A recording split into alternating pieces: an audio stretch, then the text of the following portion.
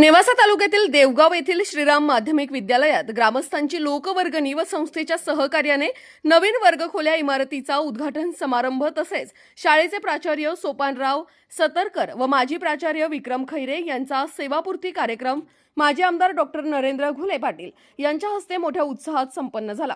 यावेळी ज्ञानेश्वर कारखान्याचे उपाध्यक्ष माजी आमदार पांडुरंग अभंग, ॲडव्होकेट देसाई देशमुख, काकासाहेब नरवडे, कचरदास गुंदेचा, अजित मुरकुटे, संभाजी मुरकुटे, ॲडव्होकेट विजय शिंदे, नारायण पंडित, बबनराव शिंदे, नूर मोहम्मद सय्यद, बाबासाहेब पाडळे, अशोकराव मिसाळ, महेश निकम, रामभाऊ तागड, शिवाजीराव भुसारी, बबनराव भुसारी, अंबादास कळमकर, काकासाहेब शिंदे, कार्यकारी संचालक अनिल शेवाळे, रवींद्र मोटे, प्राध्यापक भारत वाबळे, माजी सरपंच गोरक्षनाथ निकम, शिवाजी कोलते, विजय काशीत, अशोकराव वायकर आदी यावेळी उपस्थित होते।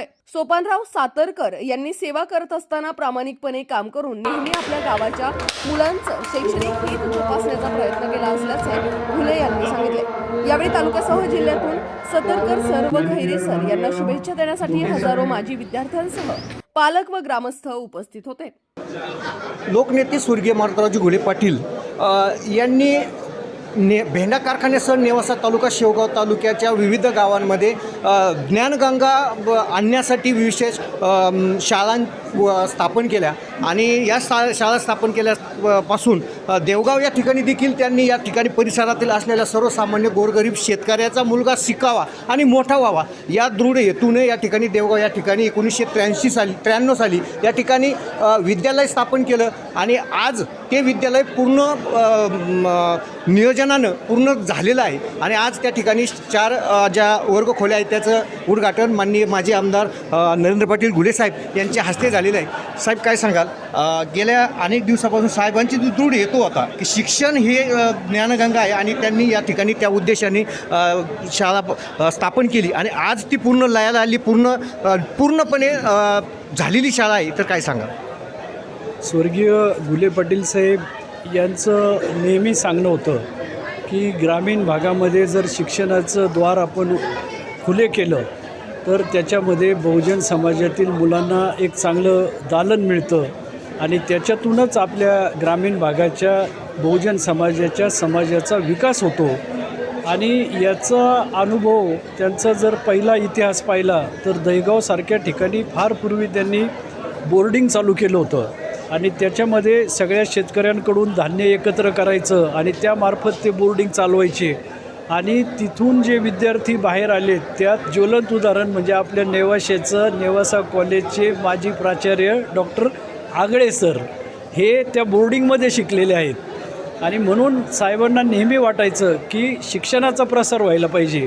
आणि देवगाव या गावाबद्दल जर बोलायचं झालं तर हे मुळातच इथं धरणग्रस्तांचं पुनर्वसन झालेलं आहे। म्हणजे आमच्या देगाव शेजारी असणारं चांदगाव घेवरी इथले आमचं मुरकुटे कुटुंब आणि ते या गावामध्ये येऊन मग स्वर्गीय दामोअण्णा मुरकुटे साहेब असतील, आमचे माझ्या शेजारी उभे असलेले जिल्हा बँकेचे मॅनेजर आमचे पानसरे साहेब असतील किंवा आमच्या हातगावला जे दुसरं एक कुटुंब मुरकुटेंचं गेलं तिथले आमचे प्राचार्य म्हणून आलेले इथं मुरकुटे सर असतील, हे सगळं गाव म्हणजे अतिशय एक धोरणी आणि याच्यामध्ये रावसाहेब निकम असतील, कचरूशेठ गुंदेचा असतील, आमचे गोरक्षनाथ निकम असतील, अजितदादा मुरकुटेसारखा होतकरू पंचायत समिती सदस्य असेल, यांनी ठरवलं की आपल्याला इथं अजून आपल्याला हायस्कूलच्या ह्या रूम्स बांधायच्या आणि मग त्याच्यामध्ये आपले ॲडव्होकेट माजी प्राचार्य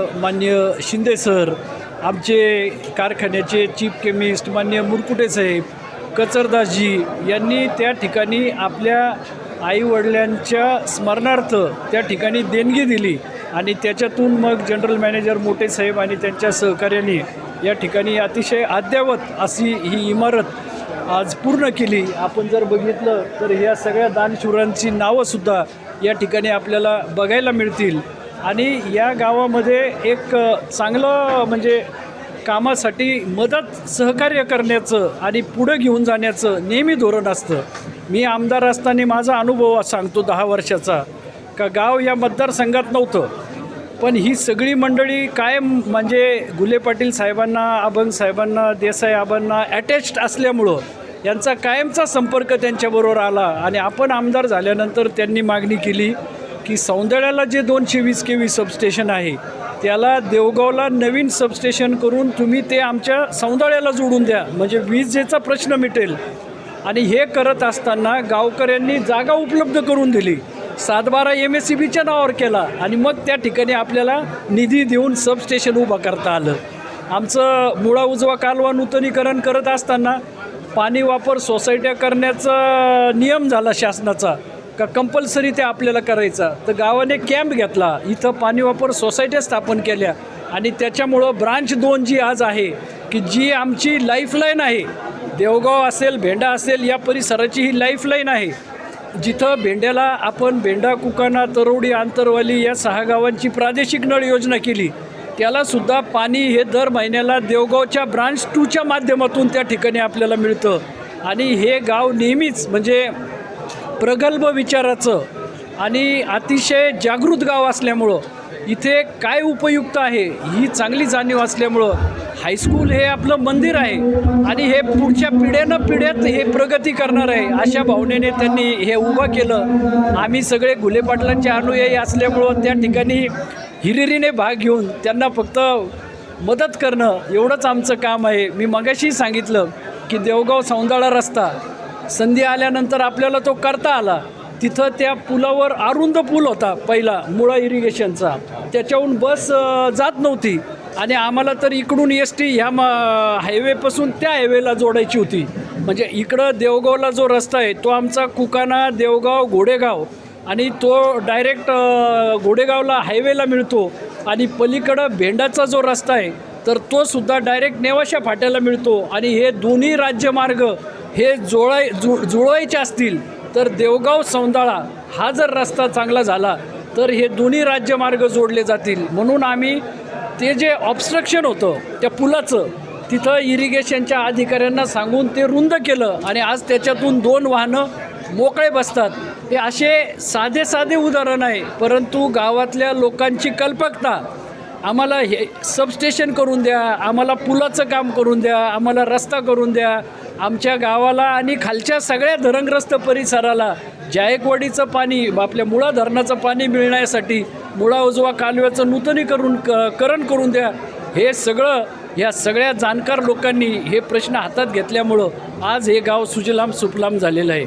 मी मगाशी सांगितलं 86-032 ही ऊसाची जात, हे 214 गावाचं कार्यक्षेत्र आहे आपलं, पण फार कमी गावामध्ये हे बघायला मिळतं. आणि त्या लोकांना इथं जाणकारांनी त्यांना ज्ञान दिलेलं आहे की 86-032मध्ये जर साखर जास्त उतारा मिळत असेल तर याचा अर्थ त्याचं वजनसुद्धा ऊसात साखर असेल तरच त्याचं वजन भरणार. आणि त्यामुळं ते लोक दुसऱ्या कुठल्याही ऊसाच्या जातीकडं न जाता अनेक वर्षापासून 86-032च ऊस घेतात. त्याच्यात वजनही चांगलं मिळतं, रिकव्हरी चांगली मिळते आणि अशा पद्धतीचं विकास करून घेण्याचं एक चांगलं दालन या देवगावकरांनी या ठिकाणी निर्माण केलेलं आहे. धन्यवाद. निश्चितच या ठिकाणी दीर्घ विचार करून लाईफ टाईम जी काही विकास असतील हे स्वर्गीय मारुतराव घुले पाटलांपासून चालत आलेले आहे. त्यांचाच वारसा आज नरेंद्र पाटील घुले असतील, शेखर भाऊ हे जोपासत आहेत आणि त्याचंच फलित म्हणून या देवगावमध्ये आज या 4 खोल्यांचं वाढीव बांधकाम करून आणि इथं काय कमी आहे. या गावामध्ये जिल्हा बँकेची शाखा आहे, या गावामध्ये हायस्कूल आहे, या गावामध्ये सबस्टेशन आहे, या गावामध्ये मुळा उजवा आमच्या मुळा कॅनॉलचं ब्रांच 2 ही पूर्ण कॅनॉलची चारी आहे. म्हणजे देवगाव आणि दहेगाव किंवा देवगाव आणि भेंडा किंवा देवगाव आणि कुकाना याच्यामध्ये घुले पाटलांच्या अनुयायींनी कुठलाही फरक न करता या गावाला सरळ हाताने जे देता येईल ते सगळं दिलं. आणि भविष्यातसुद्धा हे गावच आमचं असल्यामुळं आम्ही इथं परिपूर्ण अशा सगळे योगदान करू. आज इथं शिक्षण घेणारा एक मुलगा SP झाला, बुरकुटे साहेब, त्यांनी इथं इमारत झाली तर इथं कॉम्प्युटर सेक्शनची लॅब इथं उभा करून दिली, तिथं Pentium 4चे लेटेस्ट कॉम्प्युटर त्यांनी दिलं. म्हणजे असे हे सगळं नेटवर्क आणि विचार हे पुढं हे सगळे लोक घेऊन जात आहे, ही खऱ्या अर्थानं अभिनंदनाची बाब आहे. धन्यवाद. तर अशा पद्धतीनं शेखरभाऊ घुले असतील हे त्यांचा वारसा जपत असतात आणि त्याचं फलित म्हणून या ठिकाणी आज या इमारतीत पूर्णत्व होऊन या शाळेचं पूर्णपणे शिक्षण घेण्यासाठी या ठिकाणी मुलांना खुलं केलेलं आहे. राष्ट्रसहाय्यतेसाठी सोपान भगत नेवासा.